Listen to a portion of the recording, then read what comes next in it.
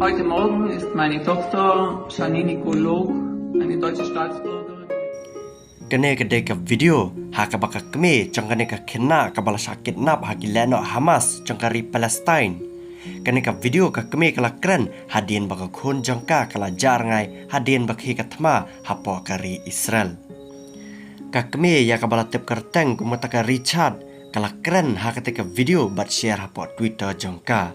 Kala share kala kren daka baka kirpat yaki sipai Israel bat kumjuru yaki media jangkari Israel. Yo lese yu gila banyi iya ka barsa pentip lam syaka kenang ba kan sok mensim. Ka kemi cakane ka kena hadin menta saus ngi ha ka bakatma Israel Palestine kelaya cakaman ka kemi kamla syuban modur bat kala syuka kinsan hadin babena baka khon jangka kala sya penyabian hakilano Hamas jangkari Palestine. Ka kerteng cakane ka kena kabala live house nam karta kadai kata kasyani lak.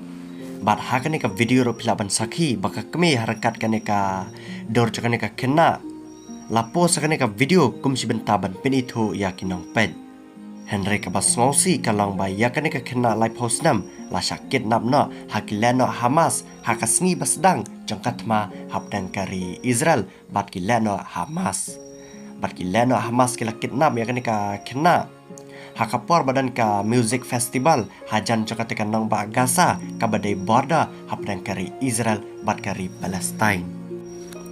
Syusyuru kita lang khubor na po kari Israel kilayatu bakilano Hamas amtang bagi kidnap yakane ka kena Germany Henry kila pelau lingkoi ruyaka kila penyak lingkoi ruyaka baladan kibla le bejar ruyaka. Kane ke jingle kilano Hamas kala penbitar klub yakari Israel bat kumjuru yakari Germany hadin ba ketika kena namar bakadi kenong Germany kasuan kai sepokari Israel kum katoris Henry haka jingji ka basmosi halwar ka thma Israel Palestine ketika kena kaladai kalanat